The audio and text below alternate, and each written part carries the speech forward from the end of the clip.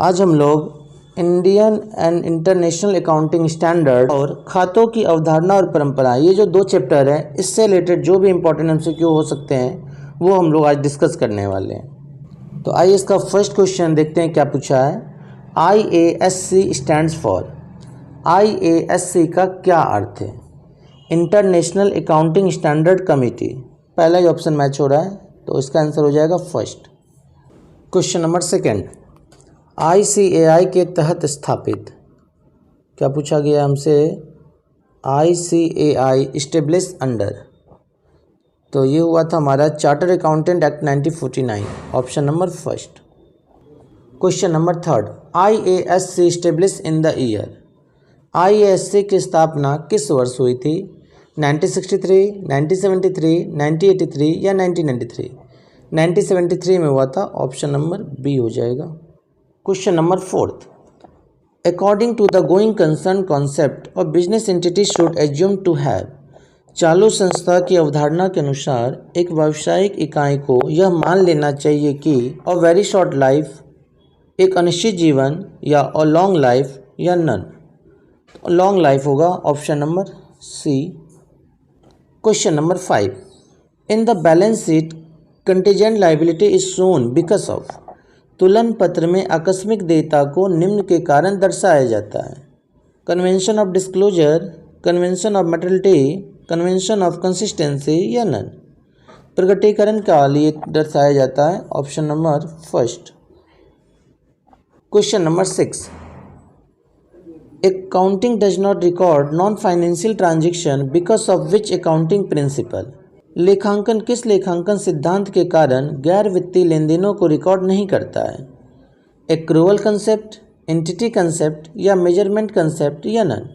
Measurement concept, क्योंकि जिसे हम कैश में नहीं माप सकते हैं उसका अकाउंटिंग हम लोग नहीं करते हैं। क्वेश्चन नंबर 7, कौन सी अवधारणा बताती है कि पूंजी के स्वामी को भी व्यवसाय का लेनदार माना जा सकता है?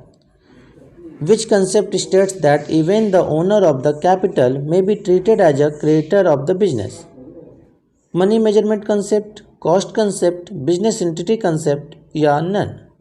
तो बिजनेस एंटिटी कंसेप्ट बताता है, option number C. Question number 8, appending notes to the financial statement as per dash convention, dash परिपाटी के अनुसार वित्तीय विवरणों में टिप्पणियों को जोड़ना। चार ऑप्शन रीड करिए, बताइए कौन सा होगा? इसका होगा option number B, disclosure. Question number 9, एक पेन का लेखांकन व्यय के रूप में न कि संपत्ति में दर्शाया जाता है। Accounting of a pen as an expenses and not as an assets in due to convention. Materiality, भौतिकता, रूढ़िवादी, संगति या प्रकटीकरण? मेटेरियलिटी हो जाएगा इसका option, option number first. Question number 10, following the written down value method of depreciation on particular is because of dash convention, विशेष रूप से मूल्यह्रास की लिखित डाउन वैल्यू पद्धति का अनुसरण डैश परंपरा के कारण होता है। कंसिस्टेंसी होगा इसका, option number B. Question number 11, valuation of stock is done at lower of cost of market value because, stock का मूल्यांकन लागत या बाजार मूल्य जो भी कम होता है उस पर क्यों किया जाता है? बताइए। रूढ़िवादी अवधारणा के अनुसार करते हैं हम लोग, option number B.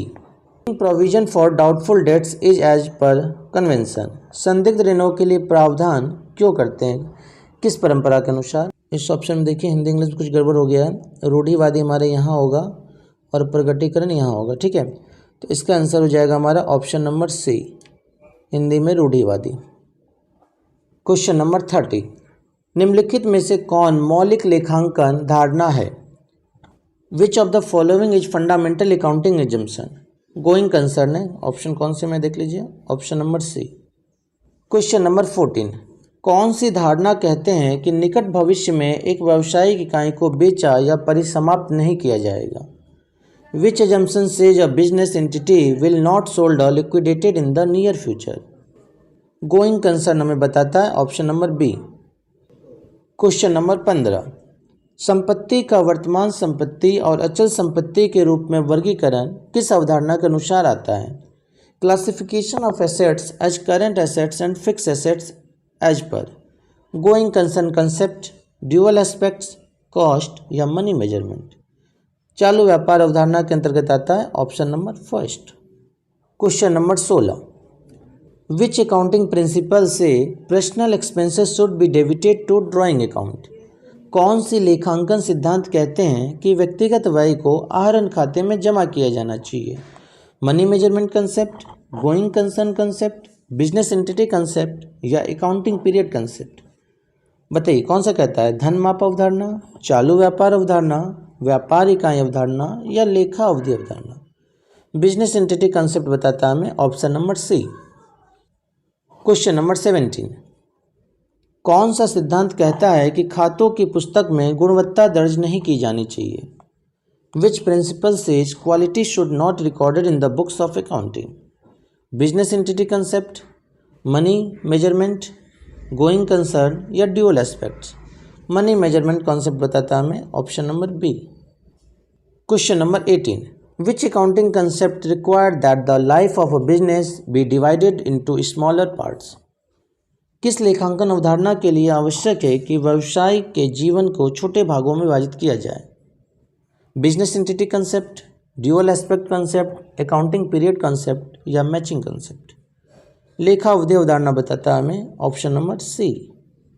Question number 19, under which concept assets is recorded at cost even if the market price is more और लेस। बाजार मूल्य कम या अधिक होने पर भी किस अवधारणा के तहत संपत्ति लागत पर दर्ज की जाती है। Accounting period concept, matching concept, dual aspect concept या लागत अवधारणा। कॉस्ट कंसेप्ट हमें ये बताता है option number D. Last question देखेंगे हम लोग, question number 20, under which concept advance received against sale of goods is recorded as advance against sale and not sales. किस अवधारणा के तहत माल की बिक्री के बदले प्राप्त अग्रिम को बिक्री के बदले अग्रिम के रूप में दर्ज किया जाता है, न कि बिक्री के रूप में। ये हमें बताता है रिवेन्यू रिकग्निशन कंसेप्ट, राजस्व मान्यता अवधारणा, ऑप्शन नंबर सी। आज का हमारा 20 MCQ कंप्लीट होता है। धन्यवाद।